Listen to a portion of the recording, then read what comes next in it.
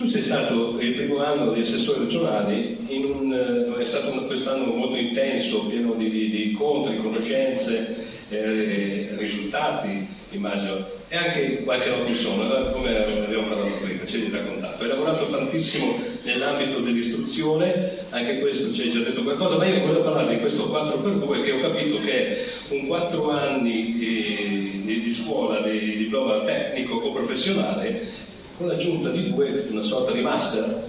Sì, diciamo che abbrevia il percorso formativo, permettendo ai ragazzi di uscire con qualità certificate in minor tempo, risparmiando il passaggio di un anno.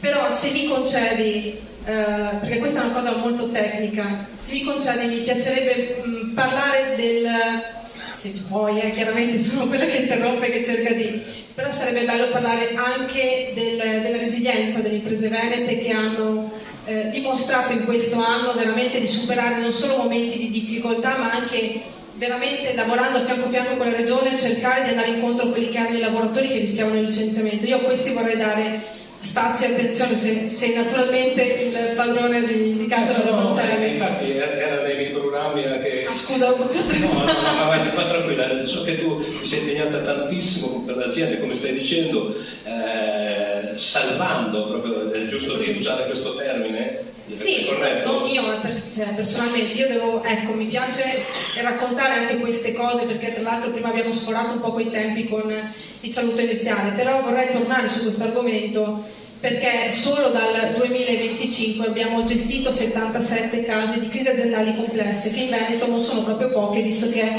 la locomotiva d'Italia in questo senso.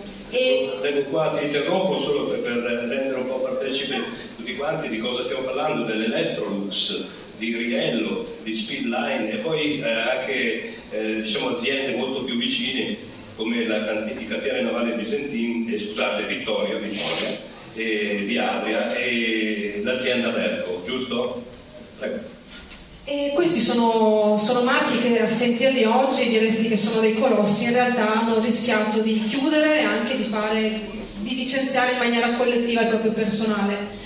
Devo dire che sempre con il supporto dell'unità di crisi regionale e con l'assessorato che presiedo siamo riusciti, con la mediazione anche con le parti sindacali e datoriali, tante volte a mediare in questi casi e, nella migliore delle ipotesi, a fare una riconversione e un rilancio industriale. Penso a Berco, penso ai cantieri navali Vittoria, che sono in fase di rilancio, e in altri casi invece a offrire politiche attive del lavoro in modo tale da riuscire a far sì che i lavoratori potessero continuare a percepire uno stipendio, comunque un'entrata.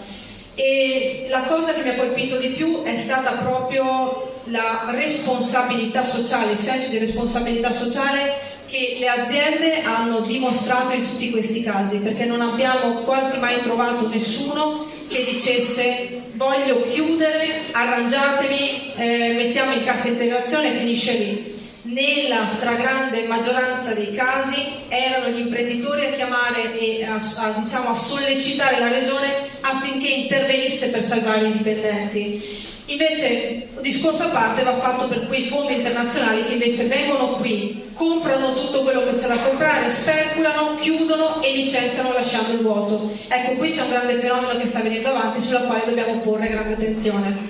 So che tu sei molto orgogliosa, se ti parlo di Fratta Polesine, della scuola Roboni. C'è anche qua l'amministratore di Fratta che saluto. Ciao Alessio. Diciamo che proprio su richiesta dell'amministrazione comunale di Fratta abbiamo fatto qualcosa che secondo me è piccolo ma è straordinario, perché abbiamo salvato la scuola. Abbiamo salvato la scuola perché Fratta avrebbe perso il presidio scolastico per mancanza di numeri di nati, e invece con sempre l'ottimo lavoro fatto in collaborazione con l'amministrazione comunale, la regione e l'ufficio scolastico regionale siamo riusciti a mettere in piedi una pluriclasse e quindi in questo modo anche Fratta ha la sua scuola. Comunità piccola ma dignitosa, che comunque ha tanto da dare e che ha delle attività commerciali. Comunque se chiudi la scuola in un comune, in un paese, a me è capitato in un quartiere, si spegne quel quartiere, si spegne quella frazione.